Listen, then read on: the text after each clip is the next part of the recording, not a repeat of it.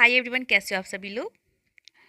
आज मैं बात करूंगी ये जो पत्र है उसके आगे की बातें, जो जाति प्रथा डॉक्टर भीमराव अंबेडकर में लिखी गई है।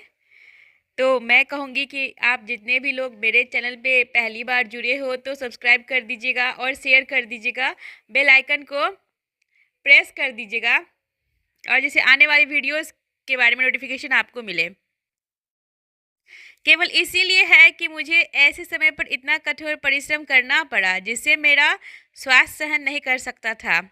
इस पत्राचार से उन कारणों का पता चल जाएगा जिनकी वजह से मंडल द्वारा अध्यक्ष के रूप में मेरी नियुक्ति रद्द की गई थी।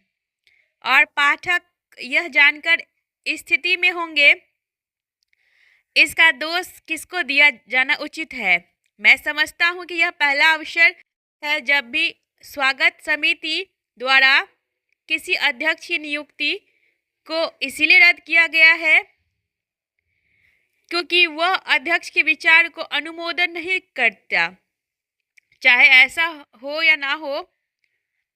किंतु निश्चय है कि मेरे जीवन में यह पहला अवसर जबकि स्वर्ण हिंदुओं के किसी सम्मेलन की अध्यक्षता करने के लिए मुझे आमंत्रित किया गया था। मुझे अफसोस है कि एक त्रासदी का में अंत हुआ, किंतु इसे ऐसे कठोर संबंध से कोई इसका आशा कर सकता है जहां स्वर्ण हिंदुओं को सुधारवादी और अछूतों के आत्मसम्मान वर्ण के बीच संबंध इतने कठोर हो कि स्वर्ण हिंदू को अपने कट्टरपंथी साथियों से अलग होने की इच्छा न हो। आत्मसम्मानी अछूत वर्ग के पास सुधार पर जोर देने के अलावा कोई विकल्प न हो।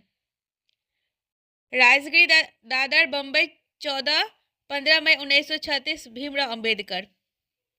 ये थी इस अध्याय में कही गई बातें। अब यहाँ पे दूसरा अध्याय है लाहौर जात पात तोड़क मंडल वार्षिक सम्मेलन के लिए डॉक्टर भीमराव अंबेडकर द्वारा तैयार किया गया भाषण। यह भाषण स्वागत समिति द्वारा सम्मेलन को इस आधार पर रद्द कर दिया जाने के परिणाम स्वरूप नहीं पढ़ा जा सकता है कि भाषण में व्यक्त विचार सम्मेलन के लिए असहनीय होगा।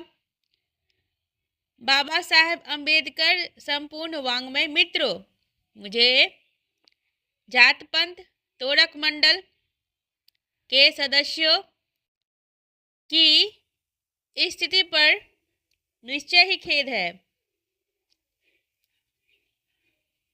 जिन्होंने इस सम्मेलन की अध्यक्षता करने के लिए मुझे आमंत्रित करने की महिता कृपा की है। मुझे यकीन है अध्यक्ष के रूप में मेरा चुनाव करने पर उनसे अनेक प्रश्न पूछे जाएंगे। मंडल को इस बात की स्पष्ट करने के लिए कहा जाएगा और उसने लाहौर में ही हो रहे समारोह की अध्यक्षता करने के लिए बम्बई में किसी व्यक्ति को क्यों बुलाया है। मुझे विश्वास है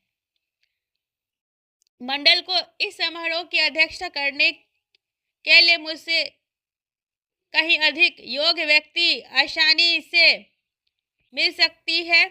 मैंने हिंदुओं की आलोचना की, मैंने महात्मा के प्रभुत्व पर संदेह प्रकट किया, जिन्हें वे श्रद्धा की दृष्टि से देखते हैं।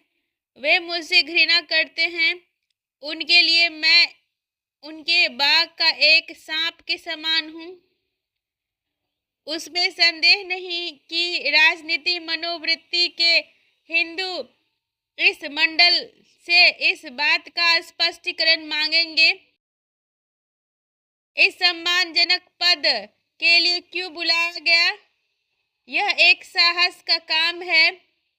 अगर कुछ राजनीतिक हिंदू इसे अपमान समझते हैं तो मुझे उस पर कोई आश्चर्य नहीं होगा। इस पद पर मेरे चुनाव से निश्चय ही धार्मिक प्रवृत्ति का सामान्य हिंदुओं की प्रसन्नता नहीं होगी। मंडल से इस बात को स्पष्ट करने के लिए कहा जाएगा। उसने अध्यक्ष को चुनने में शास्त्रीय निषेधादेश की अवज्ञा क्यों की?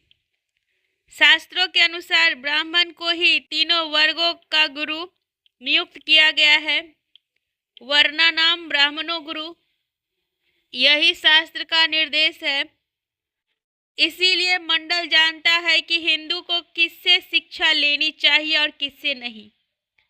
शास्त्र किसी हिंदू को गुरु के रूप में किसी भी व्यक्ति को मात्र इसीलिए वह ज्ञानी है स्वीकार करने की अनुमति नहीं देता है।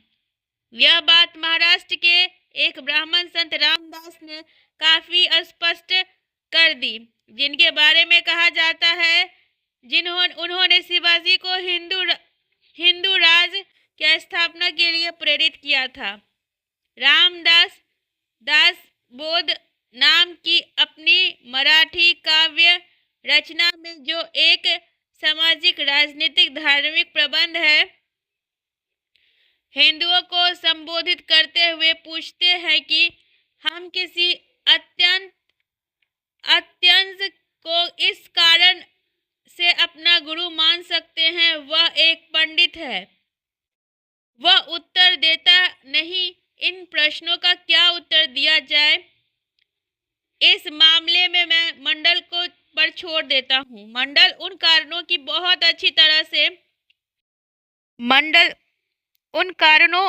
बहुत अच्छी तरह जानता है क्यों उन्हें अध्यक्ष के लिए बम्बई की यात्रा करनी पड़ी।